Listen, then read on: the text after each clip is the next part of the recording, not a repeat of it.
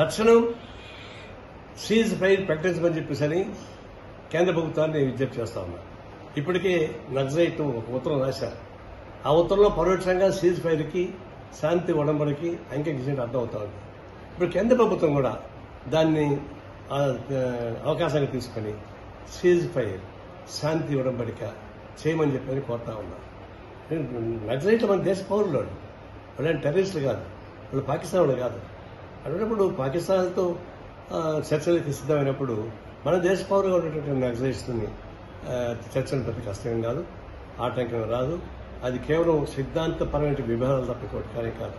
ఆచరణలో వాళ్ళు చేసిన కరెక్ట్. అందుకని 2 తుపాకులు, నక్సలైట్ తుపాకులు కానీ కేంద్ర ప్రభుత్వ తుపాకులు కానీ ఈ తుపాకుల ద్వారా పరిష్కారం కావు. తుపాకుల పక్కన పెట్టి రాజకీయ చర్చ జరిగితే పరిష్కారం అవుతుంది. తక్షణం కేంద్ర ప్రభుత్వం చొరవ తీసుకుని సీజ్ ఫైర్ శాంతి ఉడంబడికి నక్సలైట్ని ఆహ్వానించాలని కోరుతా ఉన్నా.